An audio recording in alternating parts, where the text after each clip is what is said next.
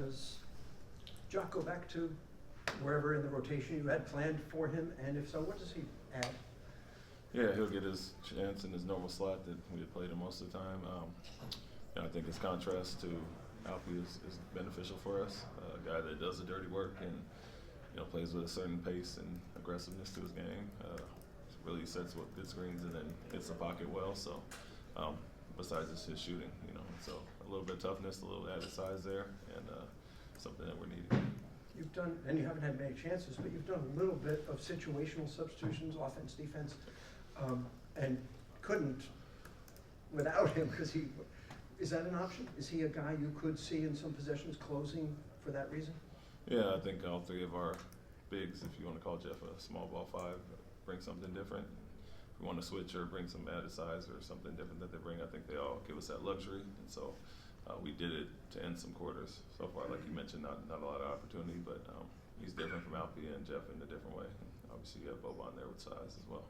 Mark Williams was a guy who gave this team some trouble last season in some limited run. What are some of the ways you can kind of negate what he brings to the table with his size and the defensive capabilities that he has? Yeah, we want to get better at our reads. I think that's something that you've seen with us is sometimes penetrating too deep and getting in trouble. And so knowing where our reads are, he's a pretty good rim protector. Obviously, he has that size, and they kind of funnel everything to him. And so making the right reads. It's a team that heavy shifts and loads up, and he'll be there for drop-offs or kick-outs to the corner. But move him around a little bit, then get into a push on the sideline, and we can try to take advantage playing the second side. Hey, Coach, just looking back at the film, what has been some of your early impressions of Brandon Miller? Yeah, he's playing very well, shooting extremely well. I think he's 45% on the season. One of his strengths coming out of college, but coming off the bench, and he's in a very good role for himself, playing with those guys. And so high pick, obviously, and one of the touted guys coming out of college, and so he's carried on pretty well so far. Coach, you all have been in all three games this season. You all have been in. It's just been a tough stretch, maybe for a limited time or maybe a quarter. How do you all get over that hump, and especially to get that first win? Yeah, we're looking for consistency as far as that. The things that got us back in the game in Orlando and against Golden State, and then keeping those leads against San Antonio that we had mentioned in the second quarter and fourth quarter. And so for us, it's staying with what got us there and taking good shots, not turning the ball over, and then nothing easy for the opponent, because a lot of those times that offensive rebound on the free throw the Looney got led to the three that got Curry going. And so the little things like that, little details, and we just want to be more consistent as far as that. So how do you keep some of these younger guys motivated now that their minds slip back into, well, here we go again, with what they went through in the past year?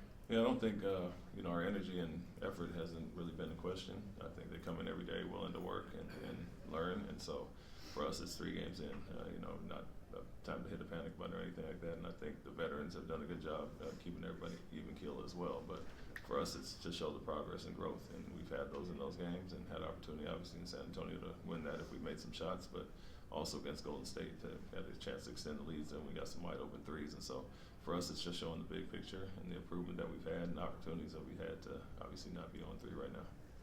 You mentioned wanting better communication against the Warriors. Have you noticed it in practice and shoot around that it's getting where you want it to be? I know you won't know until game time. But.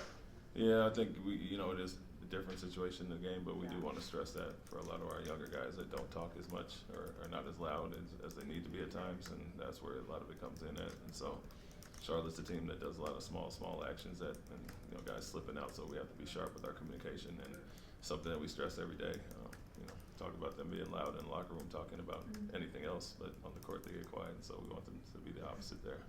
The rebounding numbers haven't been great, but I know you're going through a lot more switching this year. How much are you focused on rebounding versus, I guess some of it's just the byproduct of switching more and bringing LP out on the perimeter?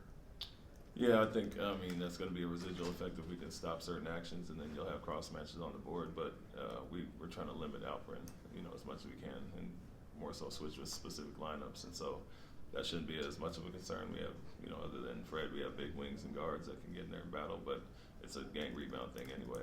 Shot goes up, we want to find bodies, and, we were great against Orlando. They got 16 offensive rebounds, and then, we took a look at a team against Phoenix and San Antonio game last night, and how offensive rebounds hurt them at the end. So things we're trying to stress, get back in gang rebound, and then we do have counters behind it where we kick the smaller guys out and try to get our bigs back on the board. As far as rotations go, once you get a little further into the season, do you like to have like a firmly established second unit, or is it kind of going to be fluid for you depending on matchups and opponents?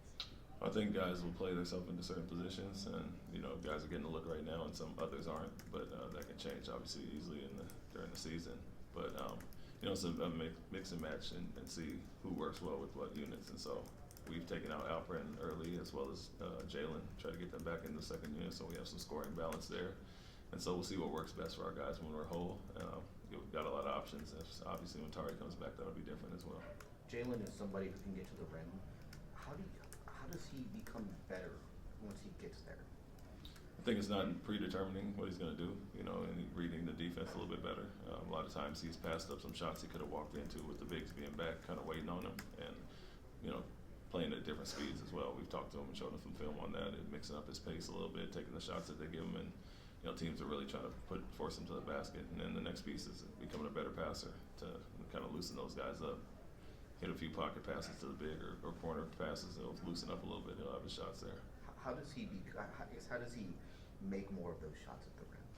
Because he can get there. It's just the percentages just aren't really. Yeah, I think it's depending on who the opposition is. I mean, certain rim protectors are going to be tougher than others, but like I said, not predetermining, just putting his head down and kind of getting himself in trouble at times and mixing up. He has to change the pace. You can play in the mid-range as well as the three, and you got to loosen those bigs up and not just put your head down, because that's kind of how they're guarding him right now. They're just meeting him at the rim. Guys are trying to funnel him to the bigs, and he's not dropping it off right now and challenging bigs in some tough positions. Hey, Coach, the Hornets, I think right now they're like second and third in transition points. How do you guys go about not allowing them to go out and score in transition? And does that put a little bit more stress on the offense to not give them those opportunities? Yeah, well, we talked about our numbers last year. A lot had to do with turnovers. Obviously, that fuels their transition, but also good shot selection. And poor shots, they're almost like a turnover with a team like this that is ranked third. So understanding what Ball does well, he really pushes the pace and gets these guys involved. And they're all extremely good runners, knowing that he's going to pass the ball. And so our shot selection does start with our offense, and then as much as we want to emphasize going to offensive glass at times, understanding that this team is really good in the transition. If we can hold them to half court and make them beat us in the half court, we feel we have a good chance. Coach, what have you learned from your team in just the first 3 games so far? We're a competitive group, give the proper effort, but we still have a ways to go as far as learning and being consistent. I think you look at the mix of guys, and the guys we've added have some experience there, but a lot of young guys have some habits we need to break and some consistency issues. And so working through those and seeing the growth and showing it little by little, but as much as we can do to expedite that, be beneficial, obviously. Thanks, Coach. Thanks, Coach.